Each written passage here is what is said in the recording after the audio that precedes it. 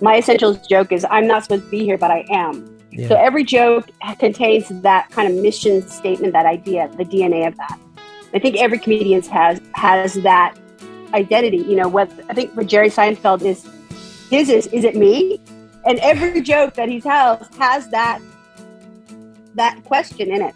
Yeah. So when you figure that out, it's actually much easier to understand, like, oh, this is just the same joke, but it's over and over. So you figure out the initial element of what you're trying to say, and everything comes out that way. You're listening to Staring at the World with BoDeans, Kurt Newman, a T. Torrance Productions original podcast.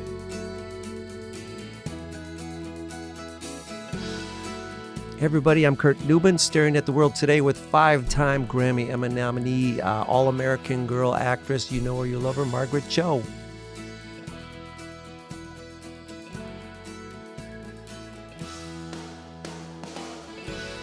Hey everybody, I'm Kurt Newman, and we are staring at the world with a 5-time Grammy and Emmy nominee. She's an actress, musician, she's a writer, director, social activist, what I call a creative entrepreneur, really.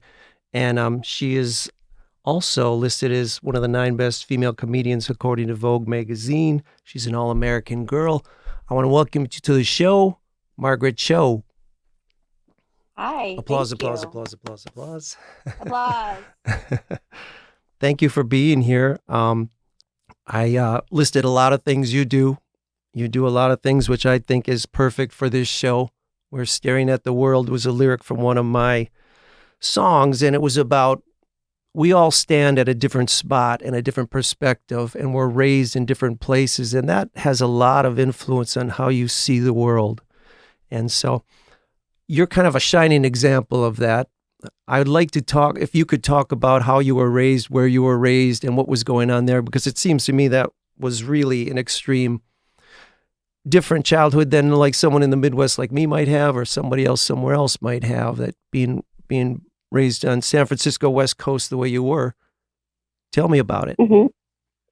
Well, I was lucky because I was really in a very progressive place, which really formed my identity. I grew up in San Francisco. My parents owned a gay bookstore.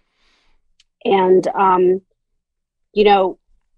part of that is because my father is very handsome, and male beauty is South Korea's primary export, as evidenced by bands like BTS and all of the K-dramas. And so he was an early adopter of the handsome Korean man, and he loves male attention. So we had a gay bookstore, and he put a lot of people in my life who really formed my identity and my worldview. You know, the early supporters of Harvey Milk. The Harvey Milk assassination was one of the biggest first traumas in our lives. And then after that, the devastation of AIDS, which brought me into early AIDS activism. And I also started my life in stand-up comedy. And so that's where I was doing a lot of stand-up comedy, doing a lot of AIDS fundraising through performances, going to shows, punk shows, the Rock Against Reagan shows in the 80s, which is like so incredible to see, like the Dead Kennedys and Black Flag and Husker Du and all these people at the Vats in San Francisco, which is like an old brewery that had been co-opted and turned into a punk venue. Yeah. So it was a very good time to be young, be political, be in San Francisco, be queer, and learn about the world.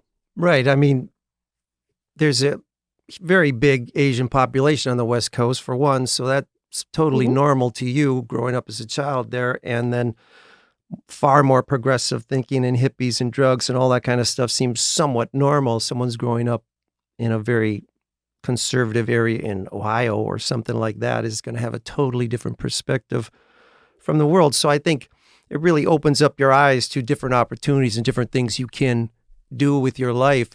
And I think you answer this question for me, but you kind of turned to a creative lifestyle early on. Is it because it seemed like a natural thing that you could do around you, or was there some other reason that really sparked, like, that you needed, whether it was comedy or music or anything like that, that it really was something that was lighting a spark in you? I think it was just looking for a way to survive. The most formative years were really around learning how to live with AIDS and learning how to live amongst the destruction and death around that. And I remember in the late 80s, it was I was at the bottom of a Dolores Park, and I met Brownie Mary, who was this very infamous woman. She was an old lady who would bake marijuana brownies to give to AIDS patients in hospice, right, to help them with the wasting syndrome. And she was getting arrested constantly. But she was an early AIDS activist and an early cannabis reform activist. And she was kind of like the Mother Teresa of AIDS in San Francisco. And she was like a fan of mine. And she gave me a pot brownie at the bottom of Dolores Hill, and I'm still high. It's like in 88, 89. I'm still high. I think that, when you're met with somebody that is so important that way, and she passed away in 1999, I think, but she was like sort of like one of the reasons why we have legalized cannabis in this country, in most parts of this country. And so it's a very, I don't know, that was a really formative experience. But growing up in that time of AIDS, in that time of this limited view of what is diversity, not seeing Asian people on television, but seeing them all around me. Yeah. Being in sort of service to progressive politics, being in service to the gay community, and being part of the gay community, all this really helped me shape how I would view everything. Yeah, and I read that you were kind of severely bullied in your youth as well, and I can't help but believe that comedy, music, those things, those creative endeavors are a way to even deal with things like that in your childhood. Do you think that had some influence in your comedy, or that you needed to speak up about this? Well, I think that's what helped me be a performer, because when you are bullied a lot, then you're like looking to find witnesses to your suffering, in a sense. Yeah. So performance is the place where we're actually safe. People who are outcasted find a real safety on the stage because you're protected by the gaze of everyone. And so that's a very important tool for healing. I think that a lot of times people are afraid to be performers, or that the big fear to speak in public, and yet people who are ostracized often find a lot of comfort in that. So yeah. I think that it's almost like a very common thing. Like anybody who is a performer, especially an exceptional artist, they're usually somebody who's come from a past of bullying, a past of ostracization and isolation. Yeah. It's funny you say that. I wasn't bullied as a kid, but what I was really good at was being invisible. Like I could just be not noticed in a room. But the first time I was on stage playing music in like band in school, I felt that safety place up there immediately. It felt so much nicer to be up on stage than to be sitting in this crowd of people somewhere out there. And people will ask me that, like, do you get nervous being on stage performing? I'm like, no, I feel great when I'm up there. It's being in society that makes me more uncomfortable. So it's interesting. Yeah, I have social anxiety. Yeah, I have pretty pronounced social anxiety with, just groups of people in a social setting. But when I'm in performance, I'm totally fine. Yeah. I mean, it's very normal for me. Yeah, and it's strange how performers feel that way. You either feel that way or you don't, kind of, is what I've noticed. Another thing I want to talk to you about, though, I saw it written down that it said your grandfather was a Christian minister and you grew up in the church. Is that true? Is that, like, how did that affect your childhood? Well, that had more to do with participation in immigration communities.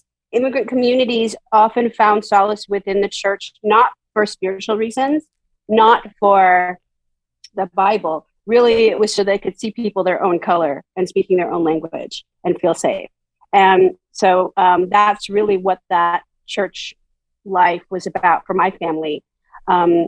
They would congregate, and there was a very famous church in San Francisco that was called Kamnikyohe, and it was in Chinatown. And the banking systems were through the church because nobody believed in like putting their money in a bank. They all like pulled their money. They were in somebody's mattress, and they would move the mattress every couple of months. And it was very much their own society that they built. And so the church really had much more to do with that than it did with any kind of spirituality. Hey everybody, my favorite energy bars are back. Be Bold Bars from the founder of Stacy's Pita Chips. Be Bold Bars are refrigerated energy bars made with delicious ingredients like nuts, nut butters, chia, honey, and maple and cinnamon. All 4 flavors are delicious on purpose, gluten-free, dairy-free, and plant-based. You guys know how much I talk about the bars, that being so delicious, a great way to fuel your body, get good stuff in your body. Stacy, the founder, was on our show a few weeks back. It was an incredible female entrepreneur. She started her own business. Now she's talking about her Be Bold bars, which are delicious. I love these bars. Their mission of being bold. So here's the deal. We're going to give you a chance to try them out for 20% off.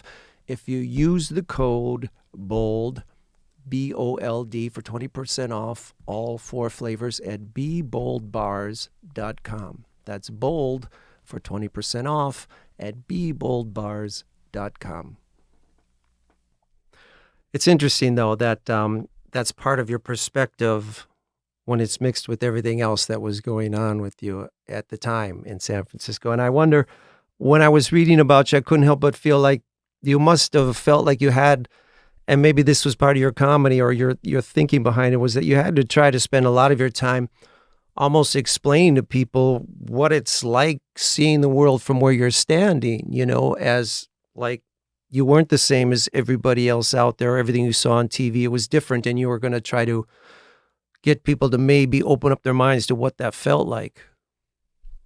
Yes. I think that was the beginning part of my career in stand-up comedy, that it was really about introducing myself. And then now really it's about learning. So now I'm learning more about the next generation of Asian American queer performers. And that's a really great place to be in, to be able to see the accomplishments of them. And they were inspired by what I was able to do. So it's like now I'm able to just sit back and listen, which is really powerful. Yeah. Some of what you do, I don't know the real term for it, but it almost strikes me as shock comedy is what I call it. Like you say stuff on stage, and I've watched not just you, but like Bill Burr and Ricky Gervais, people like that will say these things that you're just like, I can't believe, they're saying that on stage. But is there, is that a technique that you use to really like almost you're pouring cold water on someone to wake them up or something?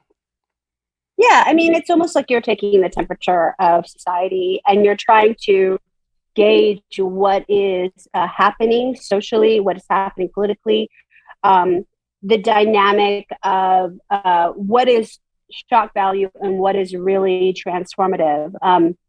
What can we learn, and what can we learn by people's reactions to things? So I think it's like really we're asking audiences to really think about what their reaction means about who they are and what's happening in the world.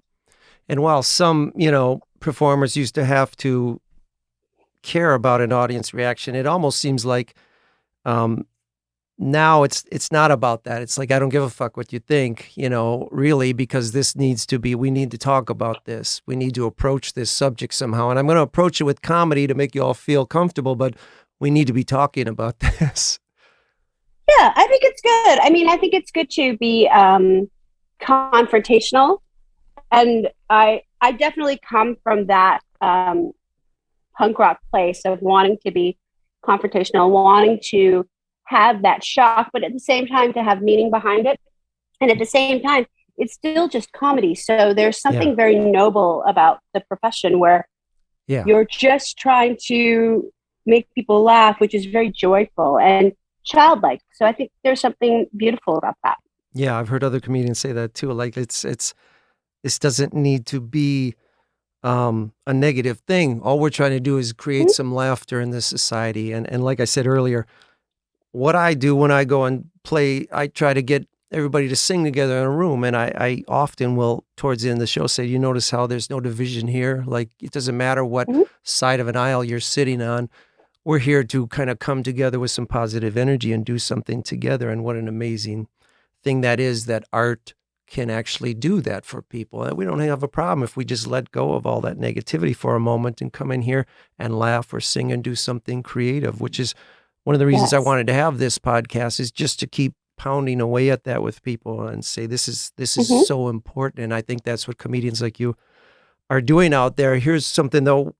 When ABC came to you with All American Girl, that was in the mid 80s. That was, do you feel like that was a little almost too early for that show to happen? Well, it was definitely very exciting, but it was so revolutionary at the time. Yeah. And then they only had 3 networks, and Fox had just started. So we were just the first of our kind, and it was just so dramatic that our appearance as an Asian American family was really a very shocking thing. But I'm really grateful for the people who really tried to crusade to make this happen. It's Yeah. an incredible thing.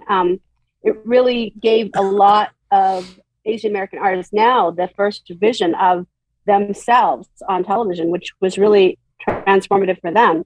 So I'm glad for it. I think it's Yeah. really, really, really great. Yeah. But it was a bold statement too. Say All American Mhm. Girl, right? And I just couldn't help but feel like if it was on Netflix now today, it probably would have been like more widely accepted a show, as it was probably pushing Of the course. limits too much for people back in the mid 80s, Yeah.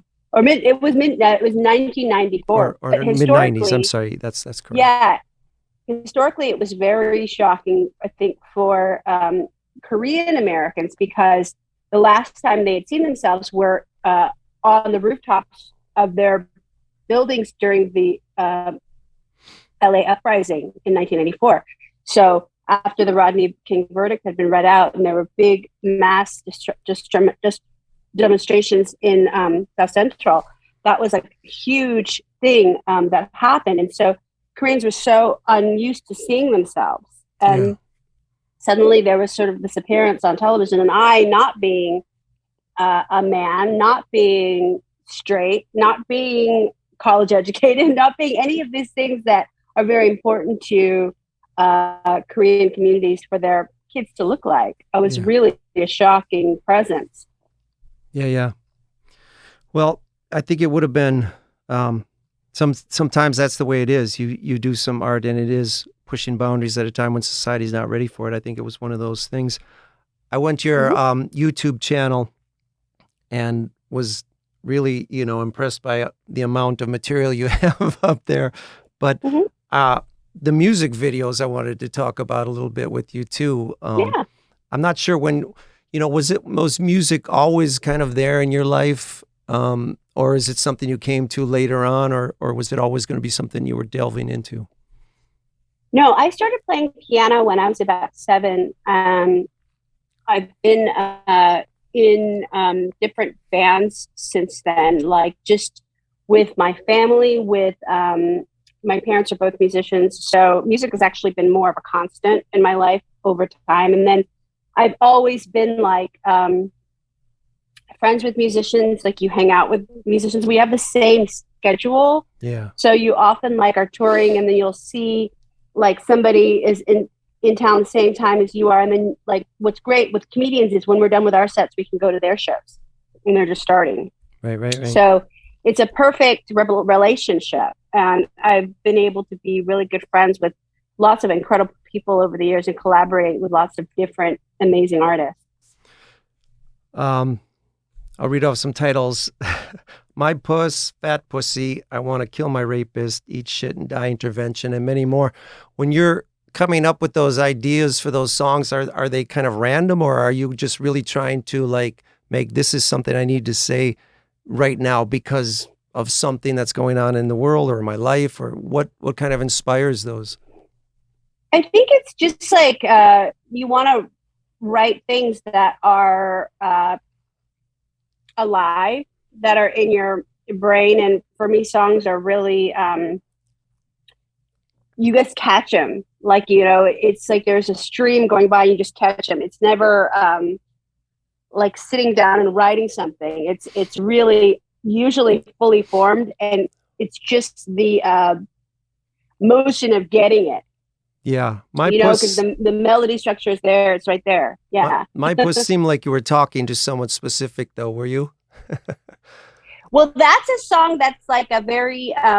It's actually a cover. Oddly, not a direct cover, but it's a response track to "My Dick," which is a Mickey Avalon. Oh, right.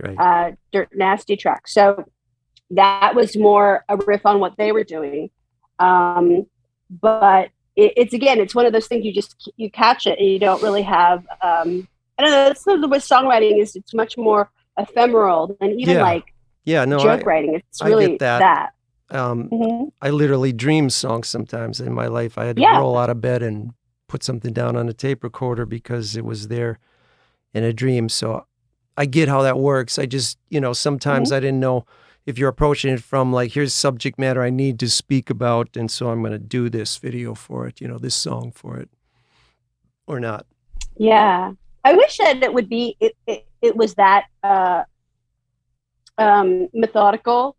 I've never been a songwriter that was able to write in that way. Yeah. It's more, I really just, if I aspire to catch it at the right time, then I'm able to.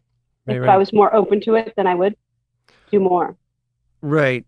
And I also noticed something on there that I wasn't sure if it was something really deeply personal you were saying, or if it was kind of performance art of what you're doing, but the 12 Days of Rage videos that you put up there too. Can you explain to me about those?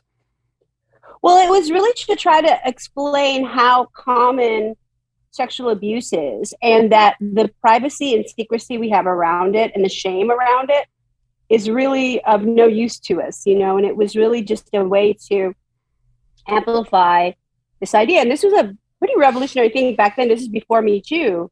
Yeah. Now it's much more acceptable for people to talk about these experiences. But this was quite a few years before that. And it was so, to me, it was really just this idea of, let's make this very public and try to destigmatize all of these experiences for people to understand. Like, because it mostly came from trying to talk about it in stand-up comedy and people being really afraid to listen to that. So it was trying to warm up this idea of like, let's actually talk about it in a way that is structured but safe. Yeah.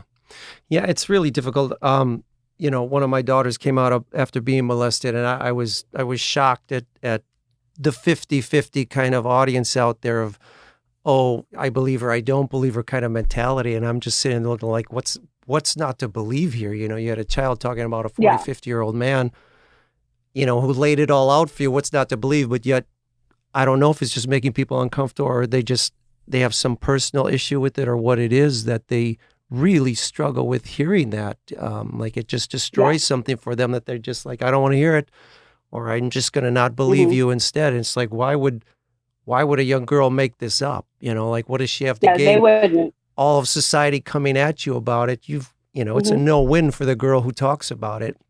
And yet we continue to shame people for it. It's a terrible, terrible situation. So I think it's great that you're talking about it. I think it does a real benefit to our society. I wanted to ask you, though, you have so many kind of comedy tours you go on, and I don't know this about comedians, but they tend to have to build almost complete different shows every time they go on a big tour, and like musicians get to go and play their old favorites and stuff still too, but do you have to build complete different themes every time you kind of figure, I'm going to go on a new tour, I'm going to build new jokes, and it's going to be a whole new show? Do you have different themes for all your different tours? Yeah, and it's to me it's helpful to do that just because I really thrive on that reinvention. Yeah. But I also think that comedians have an essential joke that they're basically finding different ways to tell for the rest of their artistic life, which is essential joke is I'm not supposed to be here, but I am. Yeah. So every joke contains that kind of mission statement, that idea, the DNA of that. I think every comedian has that identity. What I think for Jerry Seinfeld is it me? And every joke that he tells has that question in it. Yeah. So when you figure that out, it's actually much easier to understand, like, oh, this is just the same joke, but it's over and over. So you figure out the initial element of what you're trying to say, and everything comes out that way. Still, I find comedians, for the most part, not all, but many of them, to be very intelligent people, because you really can't come up with making a serious situation funny without a really great perspective on life, like to understand, Yes. I'm going to make this funny. You've got to be really smart. Or unexpected, like you just have a different way of viewing it. And also you have a childlike heart where you can find the hope in the situation, because laughter essentially is the unexpected breath that you take that ensures life for the next moment. Yeah. So it's really that, oh, I'm going to live. Like it's like, I'm going to survive. It's to say that kind of unexpected thought that keeps you going. Yeah. And, you've got a long, long list of movies and TV shows that you've been in, done, starred in, all kinds of different roles you've gotten awards for and nominated for. The same kind of question here. When you're taking a role, is it just like, oh, somebody wants me to work, I'll work? Or do you look for roles that you can really kind of, I get this, I understand this, I think I can make a difference by doing this? Or does that ever come into play with you when you're taking movie, TV roles? Oh, yeah. I mean, it's both. And it's also now what's the luxury of it is time and trying to manage the time that I'm trying to be out on the road and do stand-up comedy, but also take these roles. Some of it, like a lot of the last 2 years has been spent doing acting stuff because touring has been impossible to do. Yeah. So that, in a sense, was a good time to do a lot of movies and TVs and stuff. And but now being back on the road, it's a time management and trying to figure out what I can do and where I can do it. Yeah. And I want to finish up here with asking kind of where you're going now. What's coming up next for you? I think I read that you have some production company stuff that you're working on, or some other ideas. Is there anything specific that you're working on now that we should look for? Well, I'm doing a couple of different television. I have a couple of different projects that I'm trying to work on. I'm trying to figure out what they're going to be. Doing a stand-up comedy tour, and so I'm on the road, and basically just trying to navigate what the next steps are going to be in terms of figuring out where activism is going to live. I feel like with the overturn of Roe v. Wade that we're going to be having to look to actually figuring out how to get this back, like how to make sure that we don't lose marriage equality, having so many rights lost. This is a very insane time. So I was trying to figure out what that's going to look like. Yeah, it was. I don't, my feeling about Supreme Court is it makes no logical sense to have a political agenda if you're going to be a judge of any sort.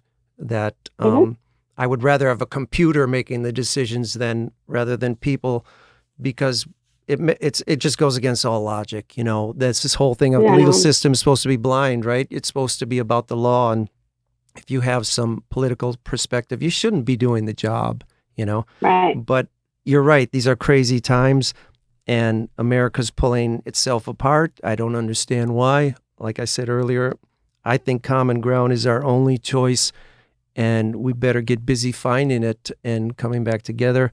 I think you and me are trying to do things in art that will get people back together and remind this country, our citizens, what we have in common, which is laughter and music and singing and humor, all these things that are important to our culture. So I appreciate you coming on the show today and speaking to us about it all. And I hope to see you down the road somewhere one of these times. I hope so. And yes, thank you so much. Take care of yourself out there, all right? Thank you. So long.